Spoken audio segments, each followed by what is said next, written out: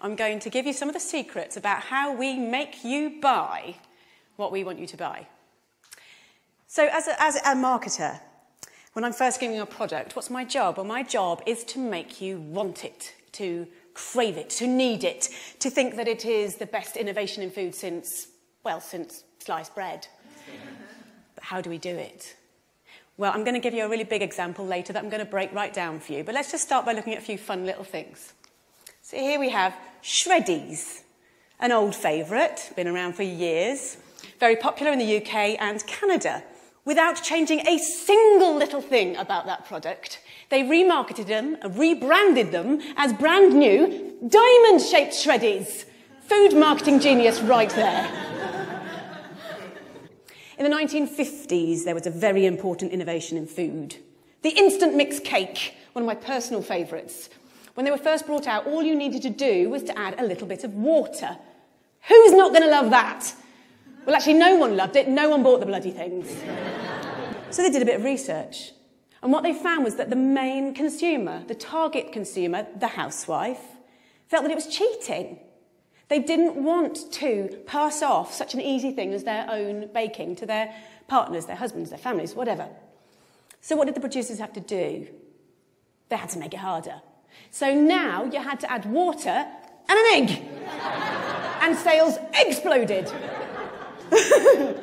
But these examples, these are just chicken feed compared to what I really want to talk about tonight, and that is chickens and pigs and cows. So when we think about where chickens, etc. come from, we think about something a bit like that. That's sort of our instinctive idea, but we all know if we really think about it, if we think about it deeply, it's probably a little bit more like that. But that's a lot nicer. It's a lot more romantic. So how do we give you this impression? Well, there are 3 techniques that we use. The third of which is our secret weapon, and I am going to blow it for you tonight, so please stay primed for that. Let's look at technique number 1. Everybody believes what's on the label. So let's look at some examples.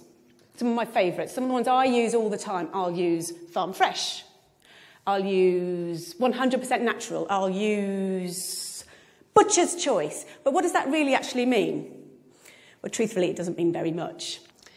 If we see that on the label, we feel a bit more confident. But let's have a look at what a farm really looks like. It probably looks like that. Now, this is a concentrated animal feeding operation. I'm going to run that past you again. It's a concentrated animal feeding operation. That's not going to look great on a label. Hence, we use farm fresh. Innovation number 2. This is what we use. We focus on progress. Intensive farming was born out of necessity.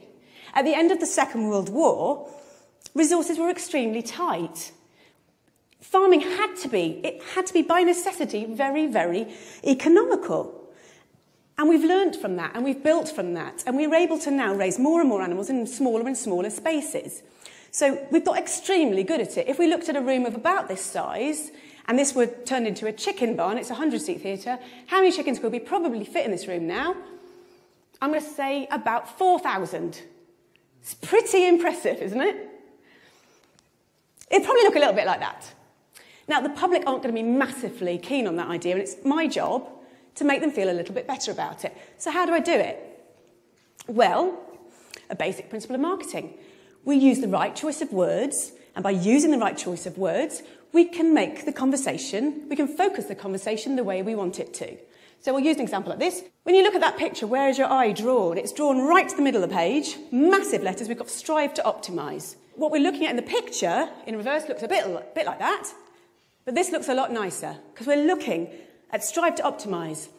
It makes us feel that there's progress. We feel good. So the challenge for the marketers is to make the public feel comfortable at what they're seeing.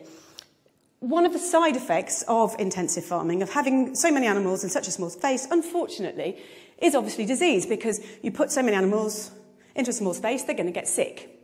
It is no secret that 50% of all the antibiotics in the world are used on farmed animals. So how do we make the public feel okay with this?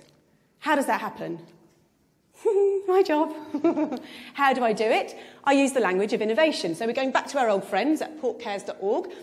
And what they do is they say, as farming has become more efficient, veterinarians have incorporated new technologies and methods into practice. This makes us feel good. This is positive. Yeah? This is progress. And when we're then marketing to future consumers, we would perhaps use something like this. This is a colouring book. Pigs and pork. It's absolutely gorgeous. And what we're doing here is we're getting the children to focus on the fact that we're using innovation. So by bringing the pigs out from the muddy fields and into the clean barns, we're taking them away from all that nasty, dirty mud and all the diseases that are lurking there within. Positive. So onto our secret weapon. This is what we really need to focus on. So these two techniques alone, they are not going to work. We need a secret weapon, number 3. It is actually in this room right now. Secret weapon! It is you. So how do we do it? When you're in the supermarket, you don't want to think about where those products have come from. You don't want to think about how those animals have been reared, how they've been treated.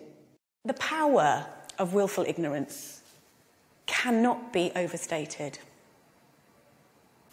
This is systemised cruelty on a massive scale, and we only get away with it because everyone is prepared to look the other way. Thank you.